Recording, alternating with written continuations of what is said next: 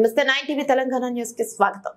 దర్పల్లి మండల కేంద్రంలో మండల ప్రజా పరిషత్ కార్యాలయంలో డెంగ్యూ దినోత్సవం సందర్భంగా గ్రామ పంచాయతీ సెక్రటరీలకు మరియు హెల్త్ సూపర్వైజర్ ఏఎన్ఎం ఆశా కార్యకర్తలకు సమావేశం నిర్వహించారు. కార్యక్రమానికి ముఖ్య అతిథిగా డాక్టర్ సుశాంత్ రెడ్డి మరియు ఎంపీడీఓ బాలకృష్ణ పాల్గొని వైద్య సిబ్బందిచే ర్యాలీ నిర్వహించి ప్రజలకు అవగాహన కల్పించారు. అనంతరం సమావేశంలో medical officer doctor Sushant Reddy మాట్లాడుతూ ఏడిస్ దోమ కాటు వల్ల డెంగ్యూ వ్యాధి వ్యాపించే ప్రమాదం ఉంది. కావున దోమల ఇండ్లలో మరియు ఇంటి పరిసరాల్లో నీటి నిల్వలు ఎక్కువగా పెరుగుతాయి. ఎడిస్ దోమల పగటి పూట కుడతాయి. ఇవి చీకటి మరియు చల్లటి ప్రదేశంలో ఎక్కువగా నిల్వ ఉంటాయి. ప్రతి ఇంట్లో వాటర్ ట్యాంకులలో, నీటి కుండీలలో, కూలర్లలో వారం కంటే కూడా ఎక్కువగా నీటి నిల్వ ఎక్కువ రోజులు ఉండొచ్చు. అక్కడ దోమలు తయారవుతాయని తెలిపారు.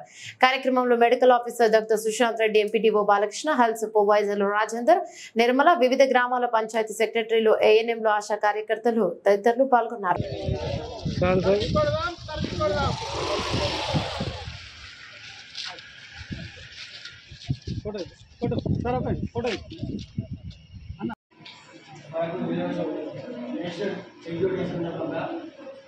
డెంగ్యూ నివారణ చర్యలు దాని గురించి చాలా చక్కగా మన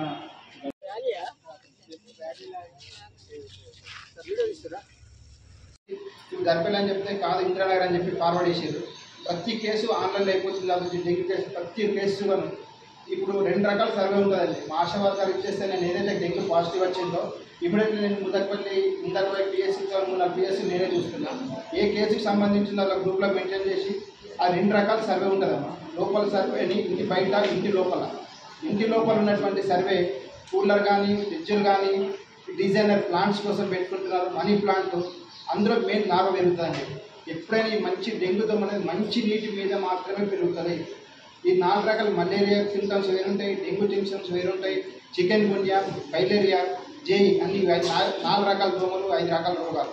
ఈ మన నీళ్ళు ఉన్నంతసేపు దోమలు ఉంటాయి, దోమలు ఉన్నంతసేపు రోగాలు ఉంటాయి.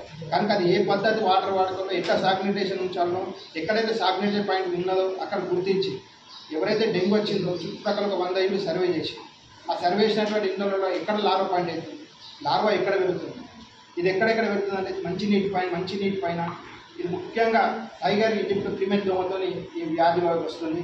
ఇది 7 తరాలకు ఉంటుందంటే రీసెంట్లీ మా డిఎంఓ సార్ రీసెర్చ్ అంటే పోతే ఇది 7 తరాల దాకా ఉంటుందన్నమాట. ఈ సంవత్సరం దోమ పీరియడ్ మాత్రం 34 రోజులే బతుకుతుంది. ఈ 34 రోజులు బతికినప్పుడల్లా 300 నుంచి 350 గుడ్లు పెడుతుంది. ఇది ఎక్కడ ఉంటుందంటే ఏసీలల్లా, మెయిన్ కూలర్లల్లా, ప్లస్ మన ఎక్కడైతే మనకు టచ్గా ఉంటుంది కదా డ్రైనేజ్ లోపల అక్కడ పెరిగే ఛాన్సెస్ ఉంటాయి. ఈ క్యూలెక్స్ దోమర్స్, ఫైలేరియాస్ సేమ్ సింటమ్స్. ఇదేంటంటే ప్రతి ఫీవర్కు జ్వరం వస్తుంది కంపల్సరీ. ఈ డెంగ్యూ దోమకి ఏంటంటే వెదర్ ఈ కన్ను లోపల ఇక్కడ ఈ భాగం వస్తుంది అన్నమాట. ఈ ఫీవర్ ఇదేంటంటే చలి, జ్వరము, నొప్పులు ప్రతి సింటమ్స్ ఉంటాయి. కాకపోతే ఇంకా రక్త కణాలు ప్లేట్లెట్ పడిపోతాయి. ఈ రక్త కణాలు ప్లేట్లెట్ పడిపోయినప్పుడు మనిషి కోమల ప్రభావం ఉంటుంది. కావున ప్రతి ఒక్కరు కూడా ఇట్లాంటి సింటమ్స్ ఉన్నాయి. సీజనల్ డిసీజ్ మాకు ఇక్కడ ఉన్నాయి సాగ్నేటస్ పాయింట్స్. మీరు ఎక్కడన్నా ఫాగింగ్ చేయించుకుంటాం అంటే ఫాగింగ్ చేసేదంటే ఇండోర్ స్ప్రే మల్లాతిన్ అని ఉంటుంది, బయట పైరెత్రిమ్ ఉంటుంది. పైరెత్రిమ్ అని ఇండోర్ స్ప్రే చేస్తాం మేము, మల్లాతిన్ కొడతాం, పొగ చేస్తాము, డెమోపాస్ ఉంటుంది, మేము స్ప్రే చేస్తాం అన్నమాట. ఈ యాక్టివిటీస్ అని ఒకదానికి ఒకటి యాక్టివిటీ చేస్తూనే ఉంటాం మేము. ఎప్పుడైతే ఈ డెంగ్యూ ఏంటంటే ఇప్పుడు వచ్చేవన్నీ వర్షాకాలం ద్వారా దోమలు ఎక్కువ వస్తాయి, డెంగ్యూ జ్వరాలు అన్నీ వస్తాయి. కాబట్టి దాన్ని ప్రివెంట్ చేసుకోవడానికి మనం ఈ డెంగ్యూ డే చేసుకొని దాన్ని ఎట్లా ప్రివెంట్ చేస్తాం అనేది ఈరోజు మనం ప్రాముఖ్యత అందుకోసం ఈరోజు పెట్టుకున్నారు. ఈరోజు చెప్పుకుంటే అంటే ఈ మే నెలలో చెప్పుకుంటే మనం జూలైలో వర్షాకాలం స్టార్ట్ అయ్యే వరకు అవన్నీ చేసుకొని మనం ప్రివెంట్ చేసుకోవచ్చు అనేసి ఈరోజు పెట్టారు నేషనల్ డెంగ్యూ డే. ఇవాళ నేషనల్ డెంగ్యూ డే అంటే మనం డెంగ్యూ రోజు గురించి మన అందరికీ అవగాహన చెప్పడానికి. డెంగ్యూ జ్వరం మనకు దోమల ద్వారా వస్తుంది. డెంగ్యూ జ్వరం మెయిన్గా సిమ్టమ్స్ ఏమున్నాయంటే చర్మం మీద దద్దులు వస్తాయి, హెవీ జ్వరం ఉంటుంది, వాంతులు అవుతాయి. కొందరికి ఏంటంటే విరేచనాలు కూడా ఉంటాయి, అందరికి ఉంటాయి. కొందరికి ఏంటంటే రక్త విరేచనాలు ఉంటాయి, అంటే సివియర్గా ఉన్న వాళ్ళకి.